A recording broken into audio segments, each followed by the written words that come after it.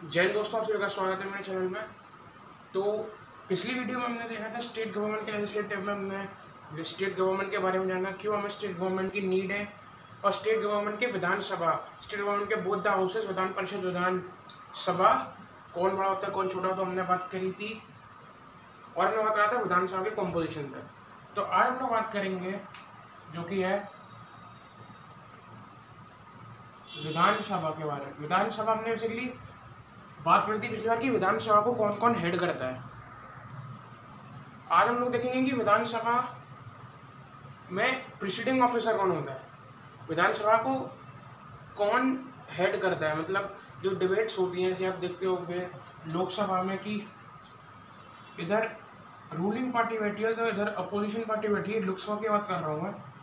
और यहाँ पे आप देख सकते हैं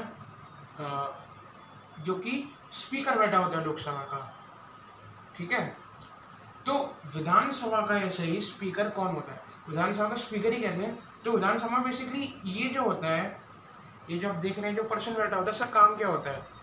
ये जो पर्सन इधर बैठा होता है इसका काम बेसिकली ये होता है कि वो डिबेट हेल्ड करवाता है। जैसे कि ए पार्टी कोई रूल लेके आई तो जाहिर सी बात है बी पार्टी उसका विरोध करेगी डिबेट में। तो जब ऐसा होता है तो ताकि डिबेट अच्छे से हो, एक आउटकम पे पहुँचे हम लोग, तो उसी लिए स्पीकर की जरूरत पड़ती है। Speaker basically maintains law and order in the assembly and also conduct votes regarding certain issues. तो यही काम होता है स्पीकर का। तो आज हम लोग विधानसभा के प्रिसीडिंग ऑफिसर के बारे में जानने जा रहे हैं। तो विधानसभा का प्रिसीडिंग ऑफिसर हम आपको बता दें, प्रिसीडिंग ऑफिसर मतलब वो इंसान जो डिबेट हेल्ड करवाता है पार्लियामेंट में। तो विधानसभा हमें खुद पता है एक फॉर्म ऑफ लेजिस्लेशन है। तो विधानसभा में जो प्रिसीडिंग ऑफिसर चुना जाता है that is elected by the MLAs।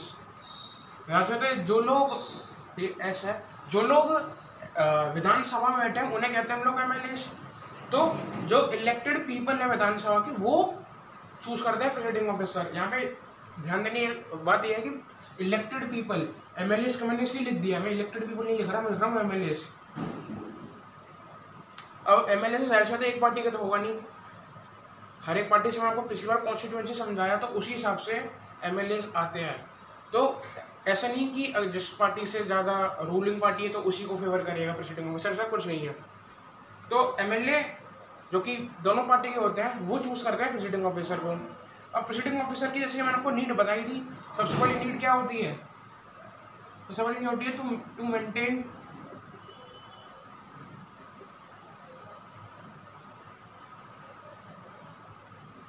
Maintain law and order. बहुत इंपॉर्टेंट है कि लॉ एंड ऑर्डर मेंटेन करना। अभी हम लोग ये देख रहे हैं हमारे लोकसभा में जो मॉनसून सेशन है उसमें लॉ एंड ऑर्डर की बहुत कमी दिखाई दी है। आपका लोकसभा हो या फिर राज्यसभा हो गया, आप देखोगे दोनों में लॉ एंड ऑर्डर की बहुत ही ज़्यादा धज्जियाँ उड़ाई जा रही हैं। तो यही इसलिए आप देखोगे कि बार बार जो स्पीकर है वो डिबेट्स को स्थगित कर देते हैं, वो पोस्टपोन कर देते हैं, postpone the debates so that law and order is maintain. और सेकेंड क्या उनका काम है कि to conduct voting regarding any issue.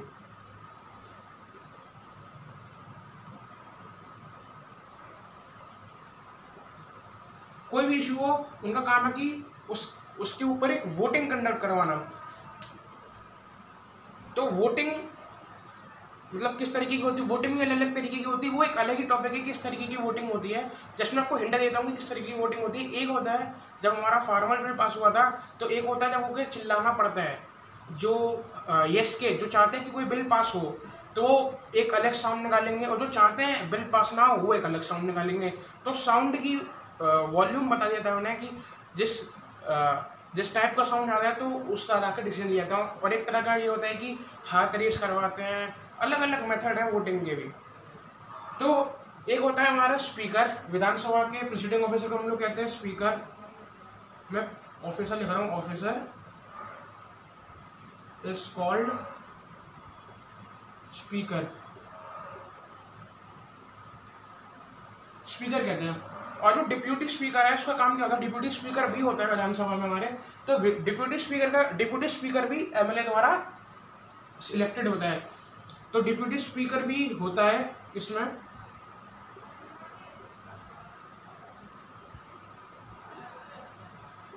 मैंने आपको स्पीकर का काम तो बता दिया। डिप्यूटी स्पीकर का काम क्या होता है, डिप्यूटी स्पीकर का काम ये होता है कि जब भी स्पीकर एब्सेंट होगा, मान लीजिए कोई कारणवश स्पीकर हमारा एब्सेंट है, तो जब भी स्पीकर नहीं होगा तो डिप्यूटी स्पीकर वो सारे काम करेगा जो एक स्पीकर करता है। यानी कि कहते हैं ना कि अगर डिप्यूटी चीफ मिनिस्टर है कोई, तो अगर चीफ मिनिस्टर कहीं बाहर गया है, फिर चीफ मिनिस्टर की तबीयत खराब है, तो डिप्यूटी चीफ मिनिस्टर के ऊपर सारा काम आ जाता है, चीफ मिनिस्टर का जो भी अंडर होता है। तो इसी तरह डिप्यूटी स्पीकर का भी, जब स्पीकर एब्सेंट होता है तो डिप्यूटी स्पीकर ही सारा चार्ज संभालता है।